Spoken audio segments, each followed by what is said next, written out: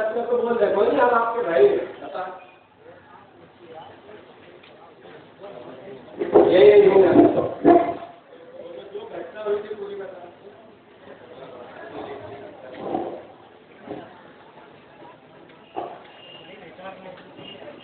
हाँ बाबू को मेरे ससुर ने मेरे पिता से भी बढ़ के थे, उन्होंने कभी हमको कष्ट नहीं किया।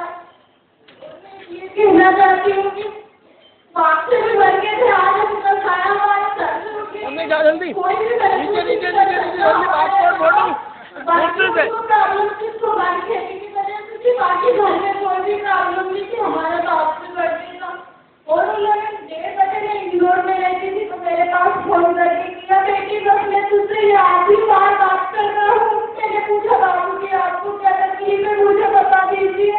तो उन्होंने बोला बेटी मेरी तुमसे कोई तकलीफ नहीं है, ना परिवार की कोई तकलीफ है, सिर्फ इस खेत के बारे में परेशान हो गया और मैं सुंदरगंज से आया हूँ यहाँ की ये तहसील में बैठा हूँ। उसके लोग मुझे बहुत मजबूर कर रहे हैं कि तू खा जाए, खा के बता हमको, तू वैसे जब तू खाए तो यहाँ पे आ जाता है, बता तू हमको जहर खा के बता क्या फिर मरता कैसा है, तू बता हमको। तो उन्होंने मेरे से आखिरी बार इस बात की थी, मुझे नहीं पता था मेरे बाबू जी छोड़ के चले जाएंगे।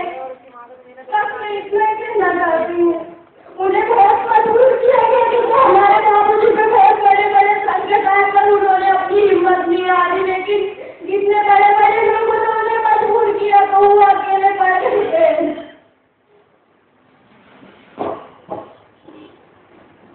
आदरणीय पत्रकार बंधुओं, आदरणीय सम्मानित सेवा उपस्थित सभी साथीगण, हमारी मांग है, ये सब बातें इसलिए हुई आप लोगों के सामने, अखबार और मीडिया के सामने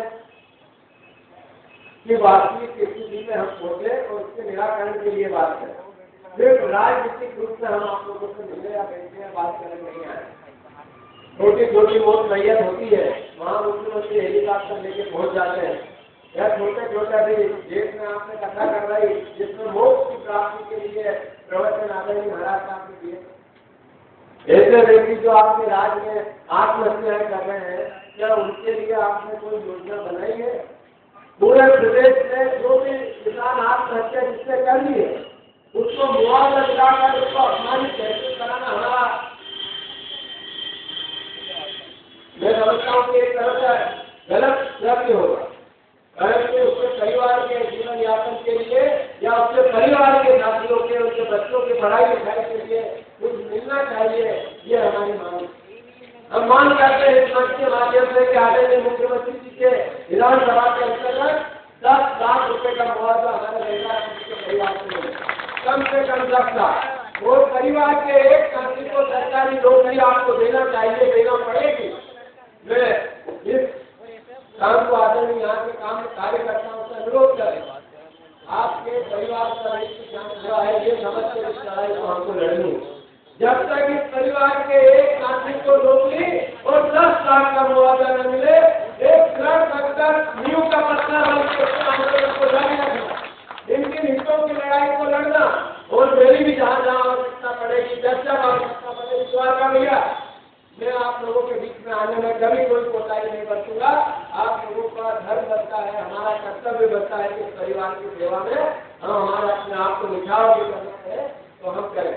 किसान बंधुओं जो यहाँ पर उपस्थित है उनके लिए भी और जो हमारे पत्रकार बंधु हमारी बात पहुँचा देंगे वहाँ तक उनके लिए भी कांग्रेस पार्टी ने हमेशा किसानों के हितों की रक्षा की है। 427 करोड़ रुपए का मुआवजा केंद्र की सरकार ने किसानों को इस आपदा के लिए पूरे मध्य प्रदेश में दिया है, जिसकी 2 किस्त कंप्लीट हो चुकी है। प्रदेश सरकार ने क्या दिया, इस मंच के माध्यम से हम उनसे ये पूछना चाहते हैं, कितना आपने घोषणाएं की और कितनी उससे जो पूरी हुई। 427 करोड़ रुपया तो केंद्र से आया, तो आपने क्या दिया, किसानों के हितों की क्या बात की, प्रदेश के घोष के खजाने से क्या दिया, इसकी भी मैं बात आप लोगों के माध्यम से बताना चाहता हूँ। और इसका मतलब इनको मुआवजा मिले या नौकरी मिले, इससे दोषी बचते जाएंगे और उनको छोड़ देना चाहिए, ये भी नहीं। हम मांग करते हैं कि हत्या के प्रयास या हत्या के लिए उकसाने वाले को जो सजा मिलती है वो सजा तहसीलदार और एसडीओ को मिले, ये भी मैं एक मंच के माध्यम से मांग करता हूँ। साथियों, आप हम सब लोगों की एसडीओ कार्य से यहाँ से जाकर देने चलेंगे। मैं समझता हूँ कि वहाँ पर पहले खबर कर दी गई थी, कलेक्टर या एसडीएम एडिशनल कलेक्टर आए होंगे, पुलिस विभाग से भी कोई संबंधित अधिकारी आया होगा, उनको हम हमारी बात मांग के रूप में बताएंगे और जिस तरीके से हमने आप लोगों के सामने जो बात कही है उनके सामने शांतिपूर्ण तरीके से ये बात कहेंगे और आप लोगों का सहयोग और समर्थन